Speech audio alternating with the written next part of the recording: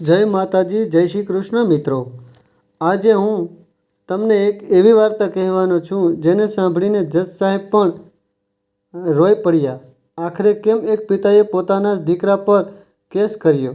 હકીકત સાંભળીને ત્યાં ઊભેલા ઓફિસરોની આંખમાં પણ આંસુ આવી ગયા.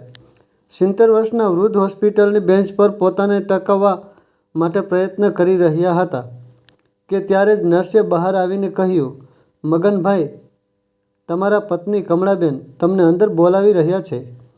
મગનભાઈ અંદર આવ્યા તો કમળાબેને, જેના મોઢા પર ઓક્સિજન માસ્ક લાગેલું હતું, તેઓ ઓક્સિજન માસ્ક હટાવીને બોલ્યા, શું થયું?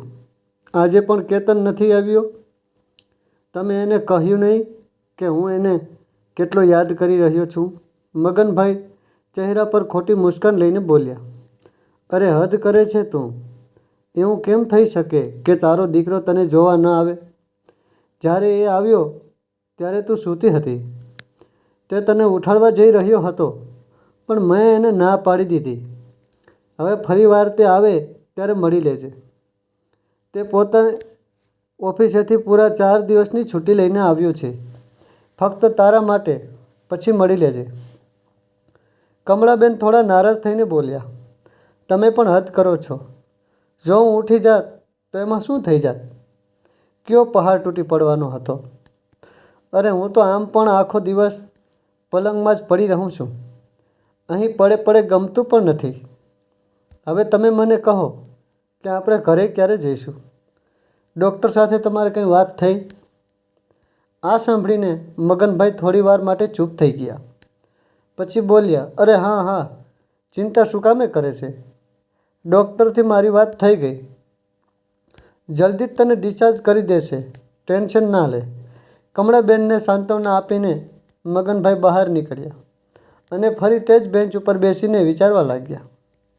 અનેક મુશ્કેલીઓ અને જિંદગીના ઉતાર ચઢાવ વિશે વિચારતા તેઓ પોતાના ભૂતકાળની યાદોમાં ખોવાઈ ગયા. મગનભાઈ પોતાના ગામમાં જાણીતા ધનવાનમાંથી એક હતા.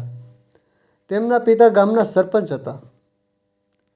ગામના બધા લોકો તેમનું ખૂબ જ સન્માન કરતા હતા. જ્યારથી મગનભાઈની સરકારી નોકરી લાગી ત્યારથી તો તેમના ગામમાં તેમના પિતાની આબરૂ પહેલાં કરતાં કેટલાય ગણી વધી ગઈ. મગનભાઈને નોકરી મળ્યા પછી તેમના પિતાએ પોતાના પાડોશીના ગામમાં રહેવાવાળા પોતાના એક મિત્રની દીકરી સાથે મગનભાઈના લગ્ન કરાવી દીધા. ઘણા વર્ષો સુધી કમળાબેનને મા બનવાનું સુખ ના મળ્યું. એટલે ઘરવાળાઓએ મગનભાઈના બીજા લગ્ન કરવાનું નક્કી કર્યું. ત્યાર પછી તો કમળાબેન પૂરી રીતે ભાંગી પડ્યા. વિચાર દિવસ રાત ભગવાનથી એ જ પ્રાર્થના કરતા હતા કે કોઈ પણ રીતે તેમનો ખોળો ભરાઈ જાય. અને ભગવાનની કૃપાથી લગ્નના 15 વર્ષ પછી તેમણે પોતાના દીકરા કેતનનું મોઢું જોયું. બધા માતા પિતાની જેમ તેમણે પણ પોતાના દીકરાની બધી જ ઈચ્છાઓ પૂરી કરી. દીકરાના જન્મ પછી ઘરના બધા જ ખૂબ જ ખુશ હતા. પરંતુ કહેવાય છે ને કે ખરાબ સમય ક્યારે પણ કહીને નથી આવતો. કંઈક એવું જ મગનભાઈ સાથે પણ થયું. તેમના માતાનું અવસાન તો પહેલાં જ થઈ ગયું હતું. પછી થોડા સમય બાદ તેમને ખબર પડી કે તેમના પિતાજીને પણ જાનલેવા બીમારી છે, જેના ઈલાજમાં મગનભાઈએ કોઈ કસર છોડી નહીં. પોતાની બધી ધન સંપત્તિ પોતાના પિતાજીને બચાવવા માટે દાવ પર લગાડી દીધી. છતાં તેઓ પિતાજીને બચાવી ન શક્યા. ધીરે ધીરે સમય વીતતો ગયો અને હવે તેમના દીકરા કેતનને 12મા ધોરણની પરીક્ષામાં પણ આપી દીધી. તેણે પોતાના પિતાને કહ્યું, પપ્પા, હું આગળ ભણવા માટે વિદેશ જવા માગું છું. તમે તો જાણો છો કે વિદેશમાં ખૂબ જ સારી તક મળે છે. જો અહીં ભણવાનું પૂરું કરીશ તો તે જ 20-25 હજારની નોકરીમાં સીમિત થઈને રહી જઈશ. વધારેમાં વધારે 40,000. તેનાથી વધારે પગાર અહીં કોઈ નહીં આપે. હવે તમે જ કહો, મારી આટલી મહેનત કરવાનો શું ફાયદો? જો હું સારી કોલેજમાં અભ્યાસ પણ ન કરી શકું કમળાબેને દીકરાને સમજાવવાની કોશિશ કરી, પણ મગનભાઈએ પોતાના દીકરાની આ ઈચ્છાને પણ પૂરી કરી અને પોતાની બધી જમા પૂંજી લગાડીને તેને વિદેશ ભણવા માટે મોકલી દીધો. હવે કેતન પોતાના માતા પિતાથી દૂર વિદેશમાં વસી ગયો અને અહીં કમળાબેન અને મગનભાઈ બિલકુલ એકલા રહી ગયા. કેમ કે કેતન તેમનો એકનો એક દીકરો હતો. દિવસ રાત બસ પોતાના દીકરાને યાદ કરતા રહેતા. તે બંને બસ એ આશાથી જીવી રહ્યા હતા કે એક દિવસ તેમનો દીકરો સફળ થઈ જશે તો તેમને પોતાની સાથે લઈ જશે. હવે તેનું ગ્રેજ્યુએશન પૂરું થઈ ગયું હતું અને વિદેશમાં તેણે નોકરી પણ ચાલુ કરી દીધી. તે પોતાની જિંદગીમાં એટલો વ્યસ્ત થઈ ગયો કે તેની પાસે પોતાના માતા પિતાને યાદ કરવાનો પણ ટાઈમ ન હતો. મગનભાઈની સરકારી નોકરી હતી એટલે બંને પતિ પત્ની તેમના પેન્શનના સહારે પોતાનું જીવન પસાર કરી રહ્યા હતા. એક દિવસ કેતને તેમને ફોન કરીને કહ્યું તે પોતાના માતા પિતાને મળવા આવી રહ્યો છે. આ સાંભળીને વૃદ્ધ દંપતી ખૂબ જ ખુશ થઈ ગઈ. બીજા દિવસે સવારે કેતન પોતાના ઘરે પહોંચ્યો અને ઔપચારિકતા માટે તે પોતાના માતા પિતાને પગે લાગ્યો અને સાથે તેણે એક છોકરી સાથે તે બંનેને મળવા આવ્યા, જે કંઈ વધારે પડતી જ મોડર્ન હતી. કમળાબેન અને મગનભાઈ થોડા ચોંકી ગયા. પછી બિલકુલ સામાન્ય વ્યવહાર કરતા બોલ્યા, આવો બેટા, અંદર આવો. ઘણા દિવસો પછી મારો દીકરો પોતાના ઘરે પાછો આવ્યો છે. આવો બેટા. કેતન પોતાના રૂમમાં ગયો અને તે છોકરીને મહેમાનોના રૂમમાં મોકલી અને કહ્યું, પોતાના રૂમમાં જઈને આરામ કરો. કમળાબેન અને મગનભાઈ બંને પોતાના ઘરના નાનકડા એવા બગીચામાં બેસીને વાતો કરી રહ્યા હતા. કમળાબેન બોલ્યા, આજનો દિવસ ખૂબ શુભ છે. કેટલા વર્ષો પછી આપણો દીકરો આપણી પાસે આવ્યો છે. મગનભાઈ પોતાના દીકરાના આવવાથી ખુશ હતા, પણ તેઓ મનમાં ને મનમાં કંઈક વિચારી રહ્યા હતા અને બોલ્યા, કમળા, તને કદાચ યાદ નથી, તારો દીકરો પાછલી વાર જ્યારે આવ્યો હતો મારા રિટાયરમેન્ટની પાર્ટીમાં, ત્યારે પણ આપણે આવી જ રીતે ખુશ થઈ રહ્યા હતા. પણ વાસ્તવમાં તે આપણી ખુશીઓમાં સામેલ થવા માટે નહીં, પણ મારા રિટાયરમેન્ટના રૂપિયા જે મને તે વખતે મળ્યા હતા તે લેવા માટે આવ્યો હતો. અને જ્યારે તેને તે રૂપિયા મળી ગયા તો બીજા જ દિવસે તે જતો રહ્યો. તમે પણ કેવી વાતો કરી રહ્યા છો? આપણું જે કંઈ પણ છે તે બધું કેતનનું તો છે. આજે નહીં તો કાલે આપણે આમ પણ બધું તેને જ આપવાનું છે. કમળા, તું સમજી નથી રહી. એ વાત સાચી છે કે આપણા મર્યા પછી બધું તે જ છે, પણ આપણા જીવતે જીવતા આ માણસ આપણા ઘડપણને ખરાબ કરી શકે છે, જે કદાચ તને દેખાતું નથી. આજના સમયમાં રૂપિયો જ બળવાન છે. જે લોકો માટે સંબંધ રૂપિયા કરતાં વધારે મહત્ત્વ રાખે છે તે લોકો કંઈક અલગ જ હોય છે. આપણો દીકરો એવો નથી. આ સાંભળીને કમળાબેન બોલ્યા, તમે નાહક જ વધારે વિચારી રહ્યા છો. એવું કંઈ નથી. કેતન ખૂબ જ સારો છે અને તે આપણે બંનેને ખૂબ જ પ્રેમ કરે છે. તમે આ બધી વાતોને દિમાગમાંથી કાઢી નાખો અને અંદર ચાલો. અંદર જઈને તેઓ પણ પોતાના રૂમમાં જતા રહ્યા. આજે આટલા સમય પછી તેમનો દીકરો પાછો આવ્યો હતો એટલે કમળાબેન બહુ જ ખૂબ જ ખુશ હતા. તેમણે પોતાના દીકરાની પસંદનું ભોજન પણ બનાવ્યું અને કેતનને જમવા માટે બોલાવ્યું. કેતને જમીને પછી મગનભાઈને કહ્યું, પપ્પા, મારે તમારી સાથે કંઈક જરૂરી વાત કરવી છે. મગનભાઈએ કહ્યું, હા બોલ બેટા, શું વાત કરવી છે? કેતને કહ્યું, પપ્પા, મેં આજે તમને નિક્કી સાથે મળવ્યા. અમે બંને ઓફિસમાં સાથે કામ કરીએ છીએ અને વાત એમ છે કે અમે બંને લગ્ન કરવા માગીએ છીએ. એટલા માટે હું ઈચ્છું છું કે આપણે ખૂબ જ સાદગીથી લગ્નનું કામ પતાવી દઈએ. પછી 3 દિવસ બાદ જ અમારે પાછું પણ જવાનું છે. મેં રજિસ્ટ્રેશન ઓફિસમાં પહેલાં જ એપ્લાય કરી દીધું હતું. મગનભાઈ ચોંકી ગયા. એ સાંભળીને કે કેતને પહેલાં જ રજિસ્ટર ઓફિસમાં એપ્લાય કરી દીધું છે, એમને જાણે પોતાના કાન પર વિશ્વાસ ન થયો. તેઓ બોલ્યા, શું કહ્યું તે? પહેલાંથી જ રજિસ્ટર ઓફિસમાં એપ્લાય કરી દીધું છે? ના અમને પૂછ્યું કે ના અમને જાણ કરી. તે પોતાની રીતે જ નિર્ણય લઈ લીધો કે તારે કોની સાથે લગ્ન કરવા છે, અને આ વાત તે અમને જણાવવી પણ જરૂરી ના સમજી. તે આટલો મોટો નિર્ણય અમારી મરજી જાણ્યા વગર કે અમને પૂછ્યા વગર લઈ લીધો. એટલે કેતન બોલ્યો, પપ્પા પ્લીઝ, તમે ઓવર રિએક્શન કરી રહ્યા છો. અને આમ પણ તમને પૂછવાની શું જરૂર છે? લગ્ન તો મારે કરવા છે અને આખી જિંદગી અમારે સાથે રહેવું છે. એટલે અમારા બંનેની મરજી વધારે જરૂરી છે. તમારું શું છે? તમે તો ગામડાની કોઈ પણ છોકરી સાથે મારા લગ્ન કરાવી નાખત. પણ મારે કોઈ ગામડાની છોકરી સાથે નહીં, પણ મારા લેવલની છોકરી સાથે લગ્ન કરવા હતા, જે મને મળી ગઈ છે. કમળાબેન થોડા જ તેજ અવાજમાં બોલ્યા, કેતન કદાચ તું ભૂલી ગયો કે તું પોતાના પપ્પા સાથે વાત કરી રહ્યો છે. અમે તને વિદેશ ભણવા માટે મોકલ્યો હતો, એટલા માટે નહીં કે તું પોતાના બધા જ સંસ્કાર અને મોટાઓનું માન સન્માન ભૂલી જાય. તને એટલી પણ ખબર નથી પડતી કે પોતાનાથી મોટા સાથે આટલા ઊંચા અવાજમાં વાત ન કરવી જોઈએ. પ્લીઝ મમ્મી, હવે તું પણ શરૂ ન થઈ જતી. મેં એવો પણ કંઈ ગુનો નથી કરી નાખ્યો. અરે તમને બંનેને જાણ તો કરી રહ્યો છું. એવું તો નથી કે મેં લગ્ન કરી લીધા છે અને તમને જાણ નથી કરી. તમને બંનેને જણાવીને જ લગ્ન કરી રહ્યો છું. છતાં પણ આટલું નાટક કરવાની શું જરૂર છે?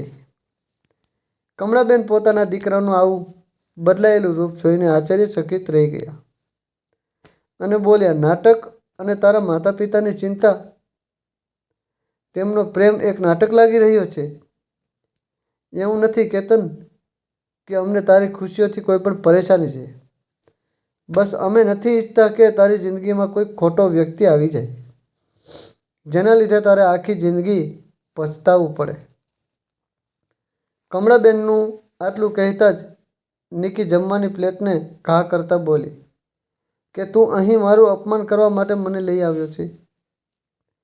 તને દેખાતું નથી તારી આ માં મારું કેટલું અપમાન કરી રહી છે અને તું ચૂપચાપ સાંભળી રહ્યો છે. તારા મોઢામાંથી તો એક શબ્દ પણ નથી નીકળી રહ્યો. જો અત્યારે તારી આવી હાલત છે તો લગ્ન પછી શું થશે? મારે એવા વ્યક્તિ સાથે નથી રહેવું. તને તારા ઘરવાળા મુબારક. હું જાઉં છું. પગ પછાડતી નિકી પોતાના રૂમમાંથી જતી રહી. શું મમ્મી ફાલતુનું નાટક કરી રહ્યા છો? તમે બંને કંઈ વાત વગર જ બિચારીને રોવડાવી નાખી. તમે લોકો પણ ક્યારેય બદલી નહીં શકો. ગામડાના જૂનવાણી વિચારવાળા રહીશો એમ કહેતો કેતન ગુસ્સામાં નિકીના રૂમમાં ગયો. કમળાબેન અને મગનભાઈ સ્તબ્ધબંધ થઈને ઊભા જ રહી ગયા. પોતાના દીકરાના મોઢેથી આવી વાત સાંભળીને તેમને પોતાના કાન ઉપર વિશ્વાસ નહોતો થઈ રહ્યો. તેમણે ક્યારેય વિચાર્યું ન હતું કે જે દીકરાને તેઓ આટલી આશા અને વિશ્વાસની સાથે પોતાનું બધું જ લૂંટાવીને વિદેશ મોકલી રહ્યા છે, એક દિવસ તે ખાલી હાથે રસ્તા પર લાવીને ઊભા કરી દેશે. ગુસ્સામાં નિકી પોતાનું બેગ પેક કરીને ઘરની બહાર નીકળી ગઈ અને તેની પાછળ પાછળ કેતન પણ જતો રહ્યો. અને બંને વૃદ્ધ મા બાપ આંખમાં આંસુ સાથે પોતાના દીકરાને જોતા રહી ગયા. પણ તેમના દીકરાએ એકવાર પણ પાછું વળીને પોતાના મા બાપને જોયા નહીં અને પોતાની પ્રેમિકાની પાછળ પાછળ જતો રહ્યો. કેતન તો જતો રહ્યો પણ પોતાની પાછળ અપાર દુઃખ અને તકલીફ પોતાના મા બાપ માટે છોડીને ગયો. તે બંને જે તકલીફમાંથી પસાર થઈ રહ્યા હતા, આ સમયે તેનો અંદાજો કોઈ લગાવી શકે તેમ ન હતો. બંને પોતાનું દુઃખ પોતાના મનમાં દબાવીને ફરી પોતાની જિંદગી જીવવા લાગ્યા. મગનભાઈએ જે લોકો પાસેથી વ્યાજે રૂપિયા લઈને પોતાના દીકરાને વિદેશ ભણવા માટે મોકલ્યો હતો, તે લોકો રૂપિયા માગવા માટે ઘર સુધી આવવા લાગ્યા. તેમણે કેતનને ફોન કર્યો અને બધી વાત જણાવી, પણ કેતને ગુસ્સામાં તેમને જ 4 વાતો સંભળાવી દીધી. તે બોલ્યો, આજ પછી મને ફોન કરવાની કોશિશ પણ ન કરતા. તમારા લોકો સાથે મારે કોઈ સંબંધ નથી. જરા આમથી વાત પર તમે બને આટલું મોટું તોફાન ઊભું કરી દીધું. આજ પછી હું ક્યારેય ત્યાં નહીં આવું અને મારી પત્નીને પણ ક્યારેય નહીં લઈ આવું. અને જે છોકરી સાથે લગ્ન કરવાની વાત ઉપર તમે બંને આટલો મોટો તમાશો કર્યો હતો, મેં તેને સાથે જ લગ્ન કરી લીધા છે. એમ કહીને તેણે ફોન મૂકી દીધો. મગનભાઈની આંખોમાંથી ઝરઝર આંસુ વહેવા લાગ્યા. તેઓ સમજી નહોતા શકતા કે આખરે અમારા ઉછેરમાં શું ખામી રહી ગઈ. અમારો દીકરો આટલો નાલાયક નીકળ્યો. કમળાબેન રસોડામાંથી ચા બનાવીને બહાર નીકળ્યા તો મગનભાઈની આંખોમાંથી નીકળતા આંસુઓને જોઈને એકદમ ગભરાઈ ગયા અને બોલ્યા, શું થયું તમને? તમારી આંખમાં આંસુ કેમ છે? ચૂપ થઈ જાઓ, મને કહો શું થયું છે? કેતન ઠીક તો છે ને? તેને કંઈ થયું તો નથી ને? મગનભાઈ પોતાના આંસુ લૂછતા બોલ્યા, તારો દીકરો બિલકુલ ઠીક છે કમળા, બસ આપણા જ હાલત ખરાબ થઈ ગયા છે. આપણા નસીબ આપણાથી કદાચ રીઝાઈ ગયા છે. જે વખત આપણે અત્યાર સુધી જોયો નથી તે જોવાનો સમય અત્યારે આવી ગયો છે. કમળાબેને બહુ જ પૂછ્યું ત્યારે મગનભાઈએ તેમને કહ્યું કે કેતને કઈ રીતે તેમની સાથે વાત કરી.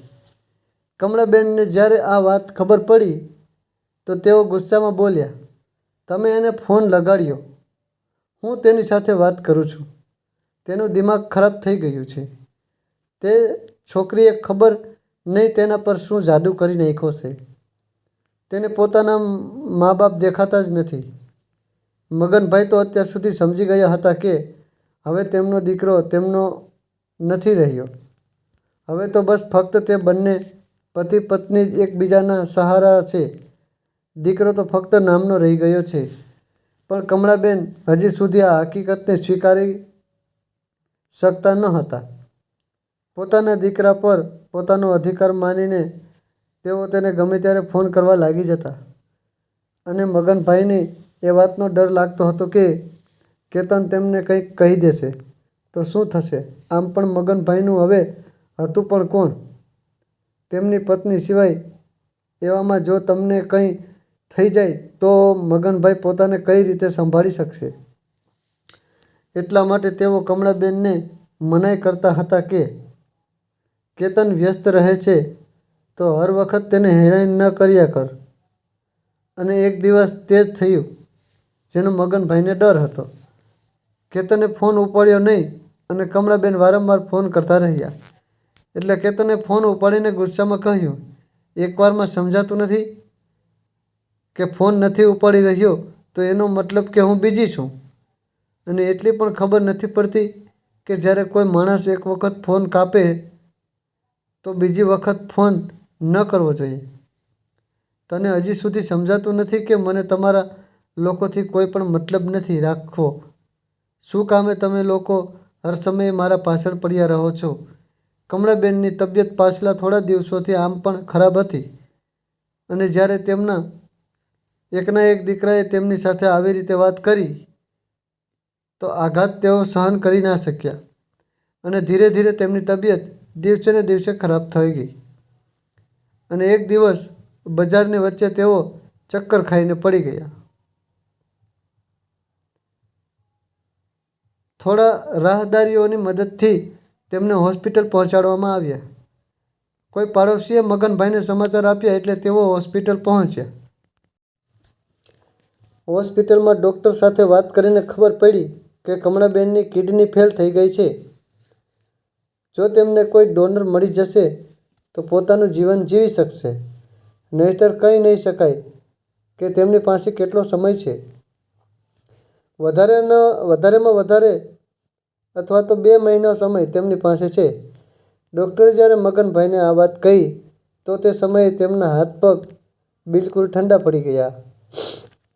તેઓ સમજી નહોતા શકતા કે પોતાની જીવનસંગીની કઈ રીતે બચાવે, કેમ કે તેમણે પોતાનું બધું જ પહેલાંથી જ પોતાના દીકરા ઉપર ન્યોછાવર કરી દીધું હતું. હવે ફક્ત એક ઘર વધ્યું હતું. આ બધા વિચારોમાં ડૂબેલા મગનભાઈને જ્યારે નર્સે બોલાવ્યા અને તેઓ અંદર ગયા તો કમળાબેનને પૂછવા પર તેઓ સાચું ન બોલી શક્યા કે તારો દીકરો આજે 2 દિવસ પછી પણ તને જોવા આવ્યો નથી. તેમણે કમળાબેનની તબિયત વધારે ન બગડી જાય એ ડરથી ખોટું કહી દીધું કે તારો દીકરો આવ્યો હતો, પણ તે જ્યારે આવ્યો ત્યારે તું સૂતી હતી. બહાર નીકળીને બેઠેલા મગનભાઈ હવે ઊંડા વિચારોમાં ડૂબેલા હતા કે જ્યારે કાલે કમળા પૂછશે કે તેનો દીકરો કેમ ન આવ્યો તો હું તેને શું જવાબ આપીશ. સાથે સાથે તેમને એ વાતની પણ ચિંતા હતી કે તેઓ કમળાબેનનો ઈલાજ કઈ રીતે કરાવશે, કેમ કે તેમની પાસે તો એટલા રૂપિયા પણ ન હતા. તેના સિવાય તેઓ દાતા ક્યાંથી શોધશે જે કમળાબેનને પોતાની કિડની આપી શકે, કેમ કે તેમનો દીકરો તો આ બધું કરવાથી રહ્યો. પેન્શનના રૂપિયાથી જેમ તેમ તેઓ બંને પોતાનો ખર્ચો ચલાવી રહ્યા હતા. વધેલી થોડીક રકમ જે તેમણે જમા કરી હતી તે તો કમળાબેનના ઈલાજ માટે જે રૂપિયા જોઈતા હતા તેમાં વપરાઈ ગઈ. સાગરમાં એક લોટો પાણી વધવાથી કોઈ ફરક નથી પડતો, તેવી જ રીતે તે રૂપિયાનો હોસ્પિટલમાં ખર્ચા પર કોઈ ફરક ન પડ્યો. જે કમળાબેનને બચાવવા માટે જોઈતા હતા બિચાર ચિંતામાં ડૂબેલા હતા. આ બધું વિચારતા વિચારતા તેઓ પાણી પીવા જઈ રહ્યા હતા ત્યારે અચાનક તેઓ એક માણસ સાથે પટકાઈ ગયા અને માફી માંગતા તેમણે પોતાની નજર ઉપાડી તો એકાએક તેમના ચહેરા પર મુસ્કાન આવી ગઈ. તેઓ હસીને તે માણસના ગળે લાગી ગયા અને બોલ્યા, અરે તું કેમ છે? જીતેન સામેવાળો વ્યક્તિ પણ મગનભાઈને ગળે લગાડતા બોલ્યો, અરે ભાઈ હું તો ઠીક છું, તું કહે તું કેમ છો? આજે કેટલા વર્ષો પછી તારી સાથે મુલાકાત થઈ અને તે પણ હોસ્પિટલમાં. બધું બરાબર તો છે ને? તું અહીં કેમ આવ્યો છો? મગનભાઈએ જતીનભાઈને પૂછ્યું તો તેમણે જવાબ આપ્યો, કંઈ નહીં ભાઈ, થોડા સમયથી પેટમાં દુખાવાની તકલીફ હતી તો વિચાર્યું કે ડૉક્ટરને બતાવી આવું, બસ એટલા માટે હોસ્પિટલ આવ્યો હતો. અને તું કહે તું અહીં કઈ રીતે, તને કોઈ પરેશાની નથી ને? મગનભાઈ બોલ્યા, અરે નહીં યાર, હું તો ઠીક જ છું. બસ તારી ભાભી અહીં દાખલ છે એટલે હું પણ તેની સાથે અહીં છું. જતીનભાઈ બોલ્યા, શું થયું ભાભીને? બધું ઠીક તો છે ને? કોઈ ચિંતાની વાત તો નથી? મગનભાઈ આમ પણ ખૂબ જ ચિંતામાં હતા. પોતાનું દુઃખ ક્યારથી કોઈ પોતાના સાથે વહેંચવા માંગતા ન હતા, પણ તેમને કોઈ એવું માણસ મળ્યું જ નહીં જેને તેઓ પોતાની તકલીફ કહી શકે. પણ આજે આટલા દિવસો પછી કોઈનું પોતાનું મળ્યું તો તેમણે પોતાના જીવનની ચોપડી તેની સામે ખોલીને રાખી દીધી. મગનભાઈએ જતીનભાઈને બધી જ વાત જણાવી. જતીનભાઈ આ બધું સાંભળીને હેરાન રહી ગયા. એક મગનભાઈ હતા જેમણે પોતાના પિતાનો જીવ બચાવવા માટે પોતાનું બધું જ વેચી નાખ્યું હતું અને એક તેમનો દીકરો છે જે પોતાની માને બચાવવા માટે કંઈ નથી કરી શકતો, એટલે સુધી કે તે તેમને જોવા પણ નથી આવી શક્યો. જતીનભાઈને પણ આ સાંભળીને ખૂબ જ દુઃખ થયું, પરંતુ તેઓ દુઃખી થઈને મગનભાઈના દુઃખમાં ઉમેરો કરવા નહોતા માગતા. એટલે તેઓ પોતાના મિત્રને હિંમત આપતા બોલ્યા, આ સમયે રોવાનો કે હિંમત હારવાનો નથી, પણ આ સમય તો સંયમ, ધૈર્ય અને દિમાગથી કામ લેવાનો છે. આ સમય છે કે લોકોને પાઠ ભણાવવાનો જેમણે તારા અને ભાભી સાથે ખોટું કર્યું છે. પોતાના દીકરાને જણાવી દો કે તમે અત્યારે પણ તેના ઉપર નિર્ભર નથી અને ના તેણે અમારા ઉપર કોઈ મહેરબાની કરી. તમે કદાચ તેની પાસે કંઈ માગો પણ છો તો તે તમારો અધિકાર છે. જે તેણે તમને પ્રેમથી ના આપ્યો, તો હવે તમે સખ્તાઈથી પોતાનો અધિકાર માંગો. મગનભાઈ પ્રશ્ન ભરી નજરે જતીનભાઈની તરફ જોવા લાગ્યા. એટલે જતીનભાઈ બોલ્યા, દોસ્ત, તારે પોતાને થોડુંક કઠોર બનવું પડશે. ત્યારે જ તું પોતાના દીકરાને સબક શીખવાડી શકીશ. જતીનભાઈએ મગનભાઈને જેમ જેમ કહ્યું, મગનભાઈએ પણ બિલકુલ એવી જ રીતે કર્યું. તેમણે બીજા જ દિવસે પોતાના દીકરા પર કેસ ફાઇલ કરી દીધો. છેતરપિંડીનો કેસ તેમણે પોતાના દીકરા પર કર્યો. પોતાના રિટાયરમેન્ટ સમયે મળેલી રકમ જે તેમણે તેને આપી હતી તે પાછી આપવાની માંગ કરી. વિદેશમાં રહેતા કેતને જ્યારે નોટિસ પહોંચી તો તે બીજા જ દિવસે ઇન્ડિયા આવી ગયો. ભારત પહોંચીને પોતાના પિતાને મળવા તેમના ઘરે પહોંચ્યો, જ્યાંથી તેમણે કેતને એમ કહીને ભગાડી દીધો કે આગળની વાત તારી સાથે મારો વકીલ કરશે, અને જો તું મારા રૂપિયા આપવા તૈયાર છો તો હું આ કેસ પાછો લઈ લેવા માટે તૈયાર છું. એટલે કેતન બોલ્યો, તે રૂપિયા મારી પાસે નથી. તે તો ક્યારના ખર્ચ થઈ ગયા છે. અને કેવા બાપ છો તમે? તમને જરાય પણ શરમ ના આવી? પોતાના દીકરા પર ભલો કર્યો બાપ કેસ કરે. મગનભાઈ કેતનની સામે હાથ જોડીને બોલ્યા, મહેરબાની કરીને અહીંથી જતો રહે. હું નથી ઈચ્છતો કે હું મારા ઘરના દરવાજા પર આવેલા કોઈ મહેમાનને ધક્કો મારીને બહાર કાઢું. અને આ બધી વાતો તું મારી સામે ના કરે તો સારું. એટલું કહેતા તેમણે કેતનના ચહેરા પર દરવાજો બંધ કરી દીધો. બીજા દિવસે આ વાત આખા શહેરમાં આગની જેમ ફેલાઈ ગઈ કે એક વૃદ્ધ પિતાએ પોતાના જ દીકરા ઉપર કેસ કર્યો છે, જેનું કારણ છે તેમના દીકરા દ્વારા કરવામાં આવેલી છેતરપિંડી. જેણે છેતરપિંડી કરીને પોતાના પિતાના બધા જ રૂપિયા હડપી લીધા, અને જ્યારે મુસીબતના સમયે તેમનો સાથ દેવાનો વારો આવ્યો તો પોતાના હાથ ખખેરીને અલગ થઈ ગયો. કેતનને પોતાની બદનામી થતી જોઈને ખૂબ જ ખરાબ લાગી રહ્યું હતું. તે કોર્ટ પહોંચ્યો અને ત્યાં જઈને તેણે એક વકીલ સાથે વાત કરી. જતીનભાઈએ લોકલ ન્યૂઝ રિપોર્ટની મદદથી આ વાતને આસપાસના બધા શહેરોમાં પહોંચાડી દીધી. બધા ન્યૂઝપેપરમાં બ્રેકિંગ ન્યૂઝ અથવા હેડલાઇન પર આ જ ખબર હતી કે કેવી રીતે એક દીકરાએ પોતાના બાપની સાથે છેતરપિંડી કરી, અને માને અંત સમય ઉપર જોવા પણ ન આવ્યું. અહીં સુધી કે તેમને મરતા મૂકીને તે વિદેશમાં જલસા કરી રહ્યો હતો. કેતન પોતાની પત્નીને બાળકોને લઈને આવ્યો હતો, કેમ કે કેતન ભારતીય હતો અને તે ગુજરાતી ભાષા બોલતો હતો. એટલે તેની પત્ની અને બાળકોને પણ ગુજરાતી આવડતી હતી. કેતનનો 5-6 વર્ષનો દીકરો હોટલમાં ફરી રહ્યો હતો. જ્યારે રૂમ સર્વિસનો એક માણસ ચાલીને આવ્યો ત્યારે તેણે ન્યૂઝપેપરમાં પોતાના પપ્પાનો ફોટો જોયો. જે જોઈને પહેલાં તો તે ડરી ગયો. પછી તેણે જે ચા આપવા આવ્યો હતો તેને પૂછ્યું, એટલે સ્ટાફના માણસે તેને કહ્યું કે આ માણસ જેનો ફોટો આ છાપામાં છે એ ખૂબ જ મોટો દગાબાજ છે, ખૂબ જ નાલાયક માણસ છે. જે બેટા, આ ખૂબ જ ખરાબ માણસ છે, આના વિશે ન પૂછ. આણે તો પોતાના મા બાપ અને તેમના ઘડપણમાં મરવા માટે મૂકી દીધા અને ચાલાકીથી તેમના બધા જ રૂપિયા હડપી લીધા. કેતન જ્યારે કોર્ટ થઈને પાછો આવ્યો તો તેનો દીકરો તેને કહેવા લાગ્યો, પપ્પા, તમે દગાબાજ અને નાલાયક દીકરા છો. પોતાના નાનકડા દીકરાના મોઢેથી આ સાંભળીને પાણી પીતો કેતન ઊભો રહી ગયો અને પાણી તેના ગળામાં રહી ગયું.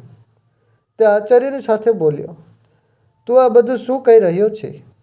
અને તને આ બધું કોણે શીખવ્યું? ત્યારે તેનો નાનકડો દીકરો બોલ્યો, પપ્પા, તમે તમારા પપ્પાની સાથે એટલું ખરાબ વર્તન કેમ કર્યું? તમે એમને ચીટ કેમ કર્યા? તમે એમના બધા રૂપિયા લઈ લીધા અને હવે તમારી મમ્મા બીમાર છે તો તમે એમને જોવા પણ નથી જતા. કેતન બોલ્યો, બેટા, હું આ બધું તારા ભવિષ્ય માટે કરી રહ્યો છું. આને ચીટ કરવાનું ના કહી શકાય. માણસે પોતાના વિશે વિચારવું જોઈએ. ત્યારે તેનો દીકરો બોલ્યો, પપ્પા, જ્યારે તમે વૃદ્ધ થઈ જશો અને હું મોટો થઈ જઈશ તો હું પણ એવું જ કરીશ. તમારા બધા જ રૂપિયા લઈ લઈશ, કેમ કે મારે પણ પોતાના વિશે વિચારવું જોઈએ ને. પપ્પા, નાના બાળકે નિર્દોષ ભાવથી જવાબ આપ્યો, પણ તેના આ જવાબે કેતનને હચમચાવીને રાખી દીધો. પોતાના દીકરાના મોઢેથી જ્યારે તેણે સાંભળ્યું કે તેનો દીકરો મોટો થઈને તેને પણ આવી જ રીતે છોડી દેશે, દરની ઠોકરે ખાવા, તો હવે તેને અહેસાસ થયો કે તેઓ મા બાપ ઉપર શું વીતી રહ્યું હશે. તેમણે તેના માટે શું શું કર્યું. પોતાની બધી જ ખુશીઓ ત્યાગી દીધી, પોતાનું બધું જ ન્યોછાવર કરી દીધું, અને આજે જ્યારે તેમને જરૂર છે તો તેમણે પોતાના હાથ ઉપર કરી દીધા. આખા શહેરમાં કેતનનો કેસ એટલો વધારે હાઇલાઇટ થઈ ગયો કે તેના વિશે લગભગ શહેરના હરેક વ્યક્તિ બધી જ ખબર પડી હતી કે વૃદ્ધ મહિલાની જિંદગી આ કેસ ઉપર નિર્ભર હતી. એટલે આ કેસને ખૂબ જ સિરિયસલી લઈને જલ્દીથી જલ્દી તેના પર સુનવાઈ કરવામાં આવી. અદાલતમાં કેતન અને મગનભાઈ બંને બોલાવવામાં આવ્યા અને વકીલે પોતાની કાર્યવાહી શરૂ કરી. મગનભાઈના વકીલે કેતનને સવાલ કરવાના શરૂ કર્યા તો કેતનની સીટીપીટી ગુલ થઈ ગઈ. આમ પણ આજે કેતનની આંખોમાં ચાલાકી નહીં, દગાબાજીની જગ્યાએ પસ્તાવો અને દુઃખ જ હતું. જ્યારે જજ સાહેબે મગનભાઈને પૂછ્યું કે તમે તમારા દીકરા ઉપર કેસ કેમ કર્યો, એટલે મગનભાઈએ બધી જ હકીકત જણાવી દીધી. બચપનથી લઈને આજ સુધી તેમણે પોતાના દીકરા માટે શું કર્યું, શું ન કર્યું, કયા હાલતોમાં તેમણે તેને વિદેશ મોકલ્યો, બધું જ તેમણે કહ્યું. પોતાની જીવનગાથા જણાવતા જણાવતા તેઓ પોતાની ભાવનાઓ ઉપર કાબૂ ન રાખી શક્યા અને બધાની સામે રડવા લાગ્યા. તેમને આવી રીતે જોઈને અને તેમની હકીકત સાંભળીને ત્યાં ઉપસ્થિત દરેક વ્યક્તિ આંખમાં આંસુ આવી ગયા કે આખરે કેવી રીતે સંતાન પોતાના માતા પિતાના સમય પર પોતાનું બાળપણ ભૂલી જાય છે. કેવી રીતે બાળકો પોતાના વૃદ્ધ માતા પિતાને હેરાન થવા માટે છોડી દે છે. કેતનને પણ પોતાની ભૂલનો અહેસાસ થઈ ગયો હતો. તેણે બધાની સામે પોતાની ભૂલ સ્વીકારી લીધી અને હાથ જોડીને મગનભાઈ પાસે માફી માંગવા લાગ્યો અને તેમના બધા જ રૂપિયા પાછા આપવાનો વાયદો કર્યો. અહીં સુધી કે તે પોતાની માને કિડની દેવા માટે પણ તૈયાર થઈ ગયો. હવે જ્યારે તે પોતાના પિતાને રૂપિયા દેવા માટે તૈયાર થઈ ગયો તો મગનભાઈએ પણ પોતાનો કેસ પાછો લઈ લીધો અને કેતનને લઈને હોસ્પિટલ ગયા, જ્યાં કમળાબેન દાખલ હતા, જે લગભગ કંકાલ જેવા થઈ ગયા હતા. તેમના કમજોર ચહેરા પર કરચલી હતી. પોતાની ઝૂકેલી આંખોથી જ્યારે તેમણે પોતાના દીકરાને જોયો, તેમના ચહેરા પર ચમક આવી ગઈ. તેમણે પોતાના ધ્રુજતા હાથે કેતનને પોતાની પાસે બોલાવ્યો. આજે પહેલીવાર કેતન પોતાની માની હાલત જોઈ ન હતો શકતો. પોતાની માને આ હાલતમાં જોઈને તેનાથી રહેવાનું નહીં અને તેમનો હાથ પકડીને રડવા લાગ્યો. પોતાનું માથું પોતાની માના પલંગ પર રાખીને તે રડતો રહ્યો અને તેમની પાસે માફી માંગતો રહ્યો. મગનભાઈ હવે થોડાક સંતુષ્ટ હતા. કમળાબેનના માથા પર હાથ રાખીને તેઓ બોલ્યા, ચિંતા ના કર, હું અહીં જ છું, તને કંઈ નહીં થાય. અને હવે તો તારો દીકરો પણ આવી ગયો છે. હવે તો તું ખુશ છે ને? કમળાબેને હસીને માથું હલાવીને હા પાડી. બીજા દિવસે કેતનના બધા જ ચેકઅપ થયા અને કિડની ટ્રાન્સફરની પ્રોસિજર શરૂ કરવામાં આવી.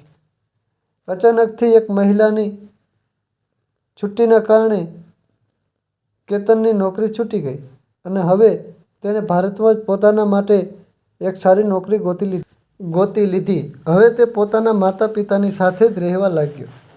તેની પત્ની અને તેનો દીકરો પણ, કમળાબેન અને મગનભાઈ પોતાના દીકરા, વહુ અને પૌત્રને સાથે મેળવીને ખૂબ જ ખુશ હતા. આજે તે બંને પોતાના પરિવારની સાથે ખુશી ખુશી રહે છે. પરંતુ આજે પણ મગનભાઈ તે કિસ્સોને ભૂલી નથી શકતા અને ના કેતન ભૂલી શકતો કે કેતને બસ એ જ વાતનો ડર રહે છે કે ક્યાંક તેનો દીકરો મોટો થઈને તેની સાથે એવું જ ન કરે જેવું તેણે પોતાના પિતા સાથે કર્યું. હવે તેણે એક પિતાના મનની પીડા, ચિંતા અને જવાબદારીઓનો અહેસાસ થઈ ગયો. દોસ્તો, માણસ પોતાના માતા પિતાની દુવિધા ફક્ત ત્યારે જ સમજી શકે જ્યારે તે પોતાના મા બાપ બની જાય છે. જો તમે પણ આ વાતથી સહમત હો તો કમેન્ટમાં જણાવજો. અને આજની વાર્તા કેવી લાગી અને તમે કયા શહેરમાંથી આ વાર્તા સાંભળી રહ્યા છો તે કમેન્ટ કરીને જણાવજો.